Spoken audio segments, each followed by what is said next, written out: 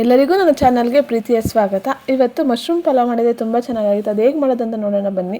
1 ಕಪ್ಪಷ್ಟು ಮಶ್ರೂಮ್ ತೊಗೊಂಡಿದ್ದೀನಿ, ಟೊಮೆಟೊ ತೊಗೊಂಡಿದ್ದೀನಿ, ಸ್ವಲ್ಪ ಹಸಿ ಬಟಾಣಿ ಮತ್ತು ಸ್ವಲ್ಪ ಈರುಳ್ಳಿ ಒಗ್ಗರಣೆಗೆ, ಮತ್ತು 1-2 ಪಲಾವ್ ಎಲೆ, ಮತ್ತು ಚಕ್ಕೆ ಲವಂಗ, ಮತ್ತು ಅರಿಶಿಣದ ಪುಡಿ, ಮತ್ತು ಸ್ವಲ್ಪ ಎಣ್ಣೆ, ಮತ್ತು ರುಚಿಗೆ ತಕ್ಕಷ್ಟು ಉಪ್ಪು.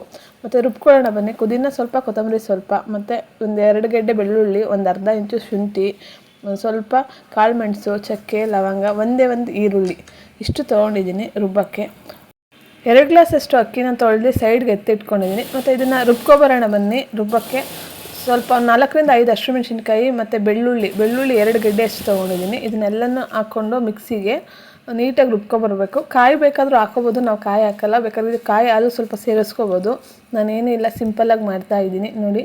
ಎಲ್ಲನೂ ಇದಕ್ಕೆ ಮಿಕ್ಸಿಗೆ ಹಾಕ್ಕೊಳ್ಳಿ. ಮಿಕ್ಸಿಗೆ ಹಾಕ್ಕೊಂಡು ಇದನ್ನು ನುಣ್ಣಗೆ ರುಬ್ಕೊಬನ್ನಿ.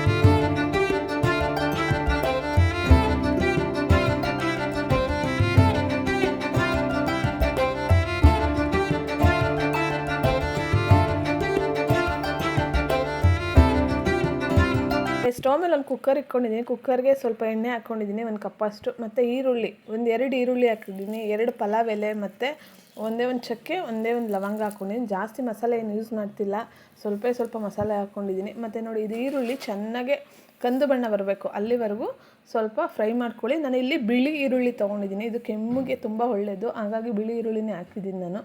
ನೋಡಿ, ಇದು ನೀಟಾಗಿ ಫ್ರೈ ಮಾಡ್ಕೊಳ್ಳಿ. ಫ್ರೈ ಮಾಡ್ಕೊಂಡಾದ್ಮೇಲೆ 1-2 ಟೊಮೆಟೊ, ನೀವು ಬೇಕು ಅಂದರೆ ನಿಂಬೆಹಣ್ಣು ಹಾಕ್ಕೊಬೋದು. ನಾನು ಇಲ್ಲಿ ನಿಂಬೆಹಣ್ಣು ಹಾಕಿಲ್ಲ, ಅದಕ್ಕೋಸ್ಕರ 2 ಟೊಮೆಟೊ ತೊಗೊಂಡಿದ್ದೀನಿ. ನೋಡಿ, ಇದು 2 ಟೊಮೆಟೊ ಹಾಕ್ತಾಯಿದ್ದೀನಿ. 2 ಟೊಮೆಟೊ ಹಾಕಿದ್ಮೇಲೆ ಇದ್ರ ಮೇಲೆ ಉಪ್ಪು ಹಾಕಬೇಕು. ಟೊಮೆಟೊ ಮೇಲೆ ಉಪ್ಪು ಹಾಕಿದ್ರೆ ಬೇಗ ಬೇಯುತ್ತೆ, ಹಾಗಾಗಿ ಸ್ವಲ್ಪ ಉಪ್ಪು ಹಾಕ್ಕೊತಾ ಇದ್ದೀನಿ. ನೋಡಿ, ಟೊಮೆಟೊನ ನೀಟಾಗಿ ಸ್ಮ್ಯಾಶ್ ಮಾಡಬೇಕು, ಅಲ್ಲಿವರೆಗೂ ಚೆನ್ನಾಗಿ ಬೇಯಿಸ್ಕೊಳ್ಳಿ. ಮತ್ತು ಈ ಟೈಮಲ್ಲಿ ಬೇಕು ಅಂದರೆ ಸ್ವಲ್ಪ ಮೊಸರನ್ನ ಹಾಕ್ಕೊಬೋದು. ನಾನು ಮೊಸರನ್ನ ಹಾಕ್ಕೊಂಡಿಲ್ಲ, ಸ್ವಲ್ಪ ಅರಿಶಿಣದ ಪುಡಿ ಹಾಕ್ತಾಯಿದ್ದೀನಿ. ಅರಿಶಿಣದ ಪುಡಿ ಹಾಕ್ಬಿಟ್ಟು ಚೆನ್ನಾಗಿ ಇದನ್ನು ಫ್ರೈ ಮಾಡ್ಕೊಳ್ಳಿ. ಚೆನ್ನಾಗಿ ಬೇಯಬೇಕು ಅದೆಲ್ಲನೂ ನೀಟಾಗಿ. ನಾನು ಜಾಸ್ತಿ ಮಸಾಲೆ ಅಂತೂ ಯೂಸ್ನೇ ಮಾಡ್ತೀನಿ, ಲೈಟಾಗಿ ಹಾಕ್ತಾಯಿದ್ದೀನಿ. ಯಾಕಂದರೆ ಜಾಸ್ತಿ ಮಸಾಲೆ ಯೂಸ್ ಮಾಡಿದ್ರೆ ನಮ್ಮಲ್ಲಿ ತಿನ್ನಲ್ಲ, ಹಂಗಾಗಿ ನೋಡಿ ಇದನ್ನು ಚೆನ್ನಾಗೆ ಸ್ಮ್ಯಾಶ್ ಆಗೋವರೆಗೂ ಚೆನ್ನಾಗೆ ರೋಸ್ಟ್ ಮಾಡ್ಕೊಳ್ಳಿ ಎಣ್ಣೆಲೇನೆ. ಮೀಡಿಯಮ್ ಫ್ಲೇಮಲ್ಲಿ ಇಟ್ಕೊಳ್ಳಿ ಸ್ಟವ್ನ, ಜಾಸ್ತಿ ಹೈ ಫ್ಲೇಮಲ್ಲಿ ಇಟ್ಕೊಂಡು ಸೀದೋಗುತ್ತೆ, ಹಂಗಾಗಿ.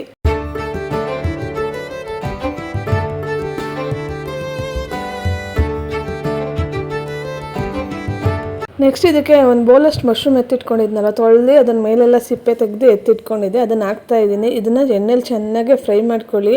ನೀಟಾಗಿ ಎಣ್ಣೆ ಎಲ್ಲ ಇದು ಇಟ್ಕೋಬೇಕು, ಚೆನ್ನಾಗಿ ಹಸಿ ವಾಸನೆ ಹೋಗಬೇಕು, ಅಲ್ಲಿವರೆಗೂ ಇದನ್ನು ಅರಿಶಿನ, ಟೊಮೆಟೊ ಮತ್ತು ಈರುಳ್ಳಿ ಹಾಕಿರ್ತೀವಲ್ವ, ಅದರಲ್ಲಿ ಚೆನ್ನಾಗಿ ಹುರ್ಕೋಬೇಕು. ಅದನ್ನು ನೀಟಾಗಿ ಹುರ್ಕೊಳ್ಳಿ.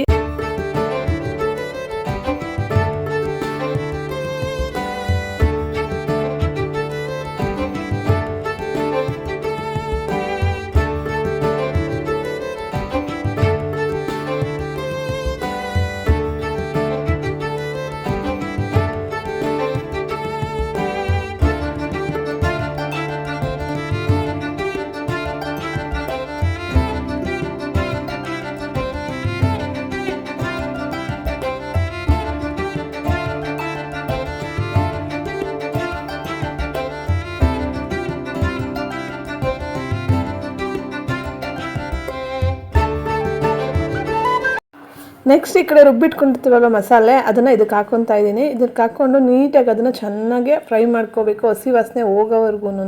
ನಾವು ಮಸಾಲೆ ಇದನ್ನು ಹೆಂಗೆ ಉರಿತೀವಿ ಅದ್ರ ಮೇಲೆ ರೈಸ್ ಚೆನ್ನಾಗಿ ಬರುತ್ತೆ. ನೋಡಿ, ಇದು ನೀಟಾಗಿ ಎಲ್ಲ ಹಸಿ ವಾಸನೆ ಪೂರ್ತಿ ಎಲ್ಲ ಹೋಗೋವರೆಗೂ ನೀಟಾಗಿ ಹುರ್ಕೊಳ್ಳಿ. ನೋಡಿ, ಇದನ್ನು ಪಾತ್ರೆಲಿ ಮಾಡೋರು ಇನ್ನೂ ತುಂಬ ಚೆನ್ನಾಗಾಗುತ್ತೆ. ನಾನು ಬೇಗ ಆಗಲಿ ಅಂತ ಟಿಫನ್ಗೋಸ್ಕರ ಮಾಡ್ತಾಯಿದ್ದೀನಿ. ನೋಡಿ, ಇದು ನೀಟಾಗಿ ಹುರ್ಕೊಳ್ಳಿ ಚೆನ್ನಾಗೆ. ಮತ್ತು ಮಶ್ರೂಮು ಅಕ್ಕಿ ಎಷ್ಟು ಹಾಕ್ತೀವಿ ಮಶ್ರೂಮು ಅಷ್ಟೇ ಹಾಕಬೇಕು, ಅವಾಗ ತುಂಬ ಚೆನ್ನಾಗಿ ಬರುತ್ತೆ. ನೋಡಿ, ನೆಕ್ಸ್ಟ್ ಈ ಕಡೆ 2 ಗ್ಲಾಸಷ್ಟು ಅಕ್ಕಿ ತೊಳೆದು ಇಟ್ಕೊಬಿಡ್ಬೇಕು, ಫಸ್ಟೇ ಉದ್ರಾಗಿ ಬರುತ್ತೆ. ಅದನ್ನೆಲ್ಲ ಇದಕ್ಕೆ ಹಾಕ್ಕೊತಾ ಇದ್ದೀನಿ. ನೋಡಿ, ಇಲ್ಲಿ ನೀಟಾಗಿ ಎಲ್ಲ ಅಕ್ಕಿನೂ ಇದಕ್ಕೆ ಹಾಕ್ಕೊಳ್ಳಿ. ಹಾಕ್ಕೊಂಡು ಮತ್ತೆ ಅದನ್ನು ಎಣ್ಣೆಲಿ ಉರಿಬೇಕು. ಇದಕ್ಕೆ ಬೇಕು ಅಂದರೆ ಬಾಸುಮತಿ ಅಕ್ಕಿನೂ ಹಾಕ್ಕೋಬೋದು, 3/4 ಭಾಗ ಮಾಮೂಲಿ ರೈಸ್ ಹಾಕ್ಕೊಂಡು ಮತ್ತು 1/4 ಭಾಗ ಬಾಸುಮತಿ ಹಾಕ್ಕೋಬೋದು. ನಾನೇನೂ ಇಲ್ಲ, ಮಾಮೂಲಿ ನಾರ್ಮಲ್ ಅಕ್ಕಿಲೇ ಮಾಡ್ತಾಯಿದ್ದೀನಿ. ನೋಡಿ, ಇಲ್ಲಿ ಇದನ್ನು ನೀಟಾಗಿ ಎಲ್ಲ ಚೆನ್ನಾಗೆ ಹೊಂದ್ಕೋಬೇಕು. ಅಲ್ಲಿವರೆಗೂ 1-2 ನಿಮಿಷ ಎಣ್ಣೆಯಲ್ಲಿ ಚೆನ್ನಾಗಿ ಫ್ರೈ ಮಾಡಬೇಕು. ಫ್ರೈ ಮಾಡಾದಮೇಲೆ ಅದು ಒಂದು 2 ನಿಮಿಷ ಬಿಟ್ಬಿಡಿ, ಅದು ಚೆನ್ನಾಗಿ ಇದಾಗಲಿ. ಯಾಕಂದರೆ ಅಕ್ಕಿ ಹೊಂದ್ಕೋಬೇಕು, ಆವಾಗ ಬಿಡಿಯಾಗಿ ಉದುರಾಗುತ್ತೆ.